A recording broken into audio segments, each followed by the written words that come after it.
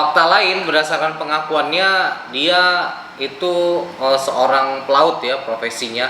Karena masyarakat menduga-duga dia adalah seorang oknum aparat ya. Awalnya. Karena kebetulan platnya pakai plat institusi ya, ternyata palsu.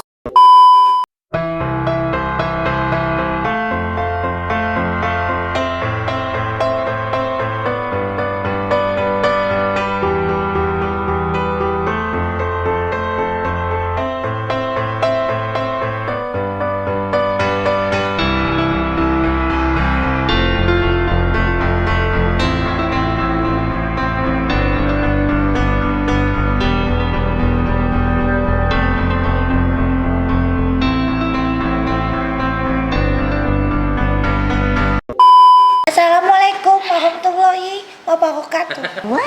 Oke, kembali lagi bersama kami di Pengacara Channel. Oke, Pak Wendy silakan. Oke, masih viral ya sampai hari ini ada warga yang melakukan penganiayaan ya ke supir truk, juga merusak truk itu juga ya, dipecahkan kacanya pakai stick ya. Alasan dia karena dia merasa. Coba ceritain dulu awalnya mana? Awalnya ini udah mulai. Coba ikutin dulu acara cak mana? Jadi kalau intinya mereka tuh apa sih? Ya apa sih? Gimana? Awalnya ceritanya cak mana? Perselisihan di jalanan.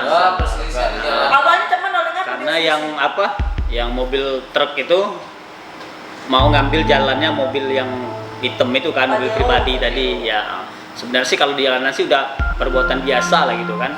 Tapi nggak tahu kenapa si sopir yang mobil pribadi tadi akhirnya melakukan memberhentikan mobil truk tersebut, terus melakukan penganiayaan terhadap sopir dan merusak kaca depan bagian mobil dari truk tersebut gitu. Jadi pelaku ini beralasan dia merasa anak istrinya di dalam terancam ya. Sempat diklakson segala macam. Jadi dia nganggap pergerakan truk itu tuh mengancam jiwanya. Jadi dia emosi katanya. Jadi dipecahkannya lah kaca truk gitu ya. Nah ini informasinya langsung dari pernyataan pelaku ya saat ditangkap oleh Polres Metro Jakarta Utara, dipimpin langsung AKBP Nasiradi selaku Wakapolres. Nah pelaku ini ditangkapnya di Bandara Suta ya, karena sebelumnya dia sempat melarikan diri ke wilayah Jawa Timur. Nah akhirnya tertangkap juga. Dalam pengakuannya yaitu tadi alasannya ya. Barang buktinya juga ada ya, ada stick untuk memecahkan kaca itu. Fakta lain berdasarkan pengakuannya dia itu seorang pelaut ya profesinya. Karena masyarakat menduga-duga dia adalah seorang oknum aparat ya. Awalnya. Karena kebetulan platnya pakai plat institusi ya, ternyata palsu. Ya ternyata palsu, bukan ya, ternyata dia warga sipil berprofesi sebagai pelaut katanya. Mantan pelaut. Ya, mungkin kalau pendapat pengacara channel tentang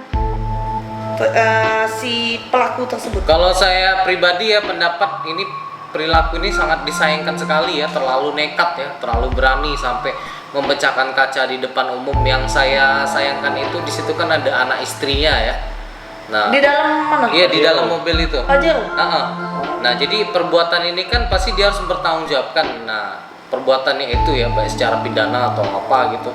Yang kasihan kan anak istrinya. Coba diperiksa dulu apakah dia terpengaruh minuman alkohol atau narkoba si pelaku tuh kan. Karena kan biasanya kalau orang normal tuh kan nggak sampai, atau dia karena sudah ditonton jadi ngerasa hebat, biasanya kayak itu kan. Iya kan, langsung ngerasa aku ini landang, aku diri aku kan. Nah, langsung kayak itu biasanya. Kalau kata saya pribadi, maaf ya bapak pelaku itu cuma euforia dia aja ya. Adrenalinnya terlalu tinggi ya, karena dia mungkin pakai plat itu juga. Jadi adrenalinnya terlalu tinggi lah ya, sampai melakukan perbuatan yang tidak pantas ya. Justru perbuatan dia itu bisa merugikan ini ya, institusi yang dia gambarkan seolah-olah dia di institusi dirinya sendiri. Benar. Karena kalau memang terjadi kecelakaan itu kan bisa juga dia misalnya dapat ganti rugi apa dari mobil kan.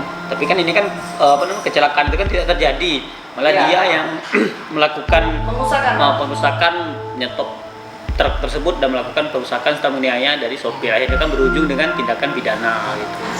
merugikan. apa? Pengancaman juga deh kan? Ya, lengkap penganiayaan, pengancaman sama pengrusakan.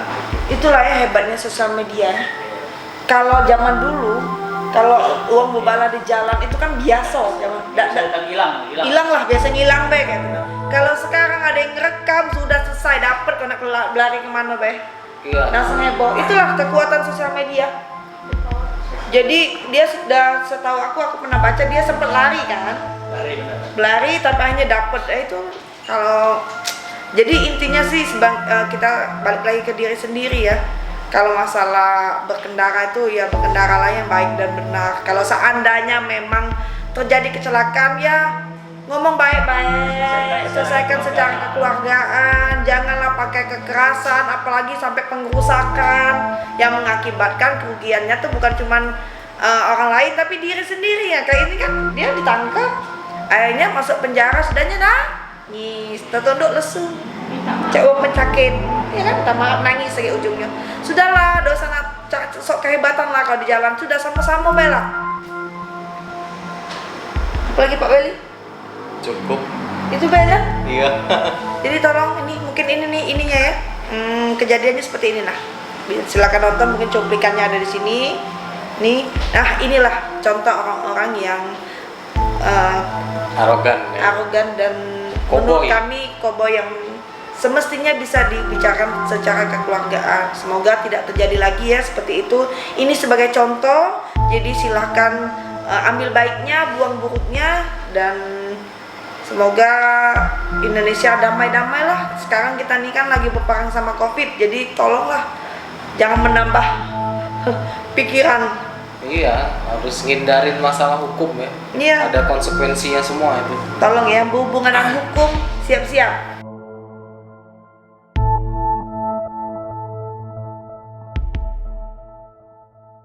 Banyak. Di tangan. Tangan doang udah. Dipukul pakai apa? Tongkat besi. Gara-garanya cuma main klakson doang. Pokoknya klakson. Enggak ketabrak. Enggak nabrak sama sekali, lecet pun enggak sama sekali. Cuma main klakson kan sebenarnya dia yang salah. Gitu. Yang ngebuang ke kiri, ya saya klakson dong. Gitu. Ya, kalau misalkan saya tabrak ya hancur lah mobil dia. Dia ngomong apa aja, Mas? Ya kasar, ngomongnya kasar itu. Maki-maki gitu. Iya, kasar aja itu. Langsung mukul ya, habis mukulin langsung kaca yang dipecahin. Ya awalnya pakai pistol, nodong pakai pistol awalnya. Habis kejar-kejaran baru kena lagi saya langsung dipukulin. Sempet nembak? Tongkat, enggak sempet nembak. Ya kejar-kejaran gitu. Kejar-kejaran. Karena saya takut sama pistol, makanya saya kabur. Jadi todongnya sama saya, kena muka saya gitu. Todongnya di pas kaca saya gitu. Todonginya. Makanya saya lari lah kabur, takut ditembak makanya saya kabur. Nah ini Bapak Agung Wijaya, Bapak ini Ketua Komunitas Pajero Sport seluruh wilayah supranatural. Bagaimana pendapat Bapak kita berkendara itu pakai kejadian Pajero yang mukul ngerusak Ya, truk kami kemarin? sebagai komunitas Pajero Sport dunia spiritual ya. Menyayangkan dengan kejadian itu. Kenapa Pak? Karena kalau kami ini komunitas ini kami selalu berkendara dengan baik ya menurut aturan lalu lintas ya berdasarkan peraturan Peraturan lalu lintas. Jadi Pak, kalau menemukan kejadian begitu, apa disalip misalnya bersinggungan dengan truk, Apa yang Bapak lakukan? apa yang Bapak lakukan? Ya, Harusnya kan? bagaimana? Ya namanya kita di pengendara kan semua Iya. orang tuh bayar pajak kalau. Iya. Begitu juga dengan kami. Kami komunitas Pajero paling mahal bayar pajak. Oh.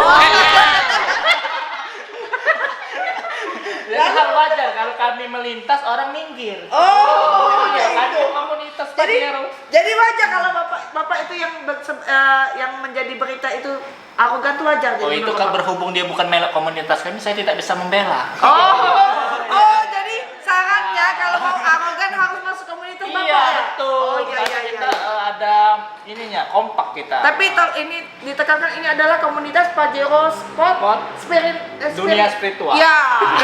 Dunia spiritual ya, tolong ya. Kalau nggak salah Pajero Sportnya itu roda 2. Silakan ditutup dengan pantun Pak. Mungkin itu saja pembahasan kita pada hari ini. Kita Ya. tutup dengan pantun ya. Ya. Berhubung kita orang Palembang, pantunnya agak di Palembang sedikit. Boleh. Apa Pak? Pantunnya gini ya. Ya. Cuk mak hilang. Iya. Nah, sudah cuk kau hilang.